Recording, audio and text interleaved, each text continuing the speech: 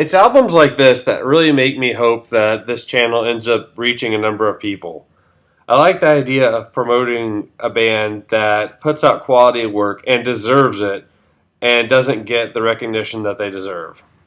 In this case, we have the 2014 album simply titled Crazy Lixx by the Swedish rock band Crazy Lixx. Now, if you're a fan of 80s hard rock, say Dokken, Def Leppard, Scorpions, Motley Crue, Skid Row, Tesla, Poison, any of those bands, you definitely owe it to yourself to check out some of these Swedish rockers. Crazy Lixx, Hardcore Superstar, Reckless Love, and Crash Diet, the latter having released my favorite album of all four of those bands, Savage Playground. All are definitely worthy of your attention, and all definitely bring something to the table that is sorely missing in today's American music market. Now, with the self-titled album, Crazy Lixx is not trying to break any new ground. They're not trying to change the musical landscape or leave their mark on anything with this album except their fans. If you're a fan of this band already, then you already know what to expect.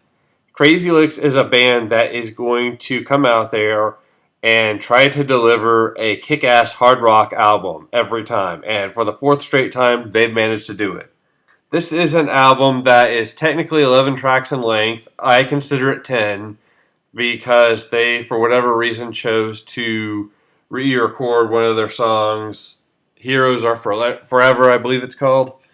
And I'm not really sure why they did that, except this album, I don't know, it feels like an anniversary or celebration of sorts, which it may be what they were going for.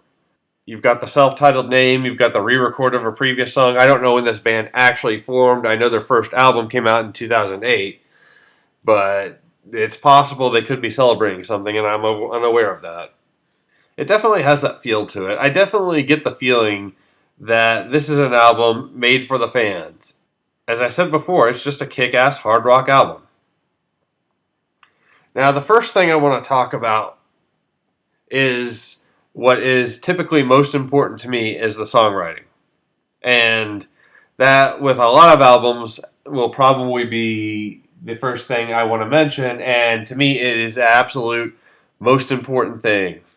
A band can show all sorts of musical evolution.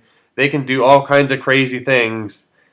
But if they don't have good songs to back them up, I'm not going to care. And as I said before, this is definitely an album that is not trying to break any new ground.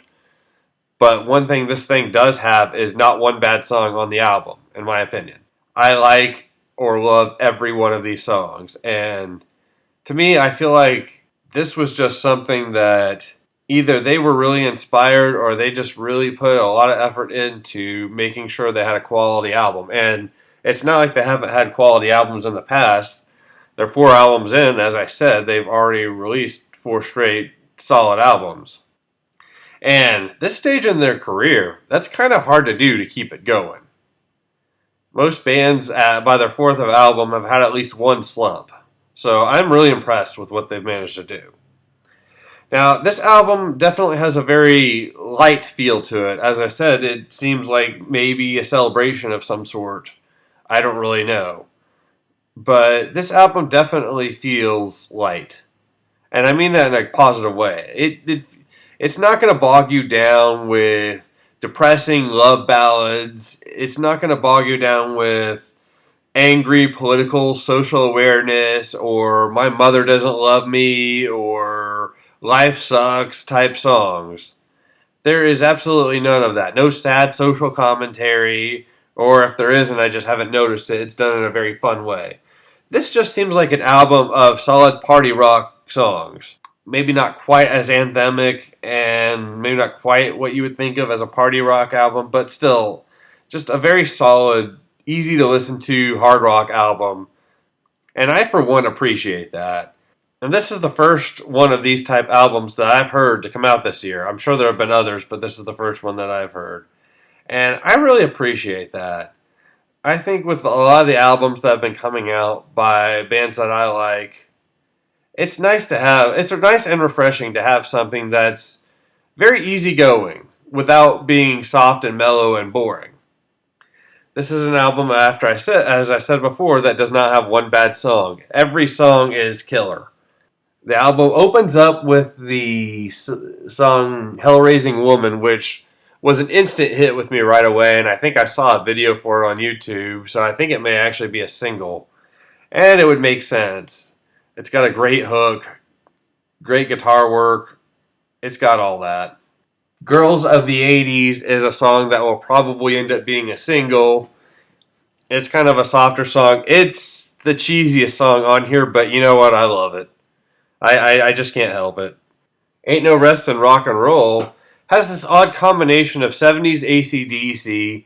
In particular, I think of the song Riff Raff and old Def Leppard mixed into one to form a really solid track. Call to Action also being another highlight of mine. As I said before, these are songs that aren't really breaking any new ground, so it's hard to give a track by track description of every one of them. But those are so far my 2+ listens of this album. I say 2+ because there's only 2 times I've managed to make it through the entire album, as random things would come up my other 2 or 3 attempts. But those are the songs so far that have really stuck out with me. However, that's not to say that the other ones are bad, because they're not at all. Now, this isn't a perfect album. I do have some complaints, really beyond the addition of a re-record. My only other really complaint is they took the 3 most mellow songs on the album and lumped them all together at tracks 2, 3, and 4. Again, good songs, but I feel like they should have been separated. But that's a minor nitpick. With iPods and MP3s and whatnot now, I can always reorder these songs as I see fit, and it's not a big deal. The production on this album is very solid. Everybody can be heard quite well doing what they're doing. As I said before, the songwriting is great. You'll probably find that I'll repeat myself a lot. It's what I do. I know it.